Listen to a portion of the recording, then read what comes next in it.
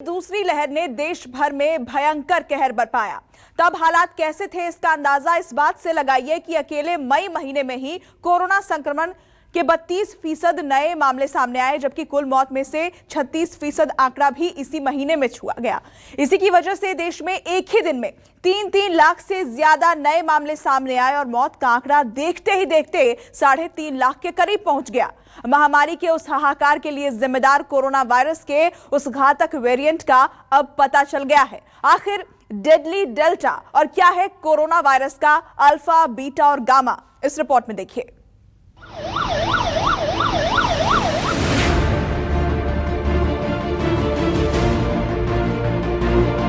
जहाँ एक अलग अलग क्षेत्रों में अलग अलग तरह के वेरिएंट जो हैं वो अपना प्रोमिनेंस दिखा रहे हैं।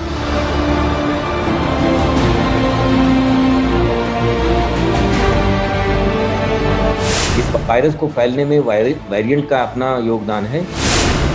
कोरोना का कोई अल्फा, कोई डेल्टा, मिल गया वायरस का बायोडेटा।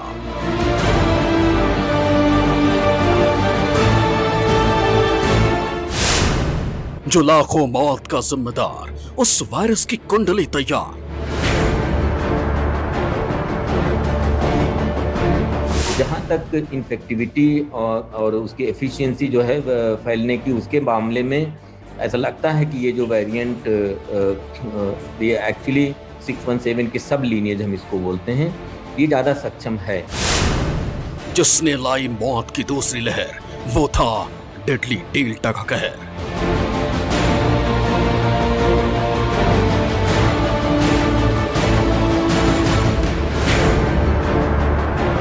जिसकी वजह से कम पड़े अस्पताल, कम पड़ गई ऑक्सीजन, कम पड़ गई दवाई, कम पड़ गई सांसें और लग गया लाशों का अंबार। जिसकी वजह से कम पड़ गए शमशान और कब्रिस्तान। महामारी की उस दूसरी लहर को फैलाने वाले कातिल वायरस की हो गई पहचान। नाम है डेल्टा B16172।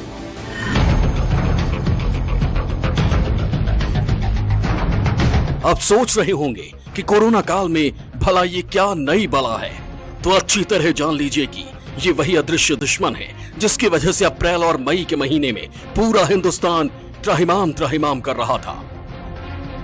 अब लाखों लोगों की मौत के जिम्मेदार वायरस की उस बेहद संक्रामक और खतरनाक डेल्टा वेरिएंट की पहचान कर ली गई है। भारत में कोरोना की दूसरी और अब तक सबसे खतरनाक लहर का जिम्मेदार कोरोना की डेल्टा वेरिएंट को माना जा रहा है। एक स्टडी के मुताबिक डेल्टा वेरिएंट ब्रिटेन में मिले कोरोना के अल्फा वेरिएंट से यह 50% ज्यादा संक्रामक है। इस वायरस के फैलने की रफ्तार का अंदाज इस बात से लगाया जा सकता है कि इसका संक्रमण जनवरी के मुकाबले फरवरी में 20% रहा तो मार्च में 40% तक बढ़ गया। National centre for disease control ने कई दूसरी लैब के साथ मिलकर इस वायरस के इस वेरिएंट पर जो स्टडी की है, उसके नतीजे बताते हैं कि भारत में महामारी की दूसरी लहर को फैलाने में ये किस हद तक जिम्मेदार है। डेल्टा दूसरे वेरिएंट के मुकाबले कई गुना ज्यादा संक्रामक है। अप्रैल और मई के महीने में इसने 50% लोगों में एंटीबॉडी कम की। इसी की वजह से पहले संक्रमित हो चुके लोग भी दोबारा संक्रमित हुए और वैक्सीन का डोज ले चुके मरीज भी संक्रमित पाए गए। ये वेरिएंट कितना खतरनाक है, इसका अंदाजा इसी बात से लगाया जा सकता है कि इसमें एक व्यक्ति से 70 से 100 लोगों तक फैलने की क्षमता है। इसके जानलेवा साबित होने के सबूत अभी नहीं मिले हैं। हालांकि माना जा रहा है कि कोरोना की दूसरी लहर को इतनी घातक बनाने में इसी डेल्टा वेरिएंट की सबसे बड़ी भूमिका है। जैसे ठीक से इसका ठीक नाम नहीं है, क्योंकि ये तो पहले से चेन चली आ रही, वहां पे आके ये चेन जो है उसमें एक नया मोड़ आया है। तो इसलिए हमको ये किसी भी देश के साथ वेरिएंट को नहीं जोड़ना चाहिए। जो हिंदुस्तान में अभी जो वेरिएंट हमको मिले हैं, यहाँ पे जो खोजे गए हैं, उनमें से सिर्फ एक वेरिएंट है जो कि काफ़ी कंसर्न वाला हो गया था, जिसको हम B1617 बोलते हैं। और अभी रिसेंटली इसके 3 सब लीनिएज बने हैं, जिनमें से एक जो सब लीनिएज है वो ज़्यादा प्रोमिनेंट हो रहा है, जिसको 617.2 बोलते हैं। डेल्टा यानी कोरोना के वायरस का वो रूप जिसके जीनोम में 2 बार बदलाव हो चुका है। अगर आसान भाषा में कहें तो इस डबल म्यूटेशन में कोरोना वायरस से जुड़े 2 अलग अलग तरह के स्पाइक प्रोटीन मार्कर मौजूद हैं। स्पाइक प्रोटीन की मदद से वायरस इंसान के सेल्स से चिपक जाता है और उसके बाद उसके अंगों पर अटैक करता है। इस स्ट्रेन के वेरिएंट्स स्पाइक प्रोटीन के स्ट्रक्चर को बदल देता है, जिससे कि वो सेल्स के साथ अटैच होकर कई गुना तेजी से बढ़ने लगता है, जिससे ये बेहद घातक और संक्रामक हो जाता है। कोरोना के डेल्टा वेरिएंट की वजह से ही अप्रैल और मई के महीने में महामारी बहुत तेजी से पूरे देश में फैली। डेल्टा वेरिएंट को अब तक का सबसे खतरनाक वेरिएंट माना जा रहा है। यही वजह है कि लोगों को सांस लेने में दिक्कत, कार्डियक अरेस्ट, इसके साथ साथ लीवर और किडनी में बुरे प्रभाव की वजह से अब तक बड़ी तादाद में लोगों की जान गई है। यही वजह है कि यह वेरिएंट अब तक 60 देशों में पाया जा चुका है। कोरोना के अब तक के सबसे घातक डेल्टा वेरिएंट का पहचान तो कर ली गई है, मगर जब तक अलग अलग वैक्सीन पर इसके अलग अलग प्रभाव का पता नहीं चल जाता, तब तक इसका खतरा बरकरार रहेगा। Bureau report, news 24। WHO यानी विश्व स्वास्थ्य संगठन ने कोरोना वायरस के अलग अलग वेरिएंट की पहचान करने के लिए उनका नया नामकरण किया है।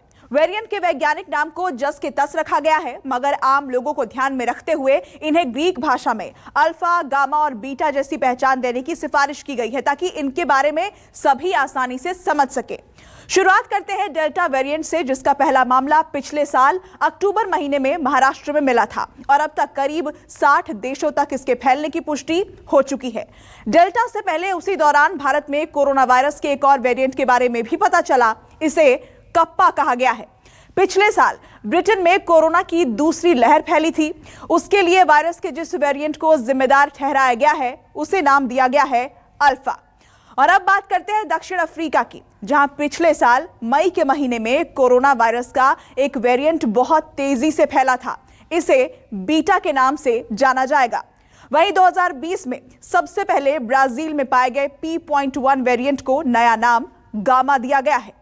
मार्च 2020 से अगले कुछ महीनों तक अमेरिका में लाखों लोगों की मौत के जिम्मेदार वायरस के 2 वेरिएंट को एप्लिसन के नाम से जाना जाएगा, जबकि अप्रैल 2020 में ब्राजील में पाए गए P.2 वेरिएंट को जीटा कहा गया है।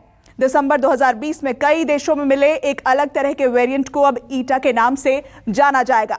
फिलीपींस में मिले P.3 को थीटा नाम दिया गया है, जबकि नवंबर 2020 में अमेरिका में मिले एक दूसरे वेरिएंट को लोटा नाम से जाना जाएगा।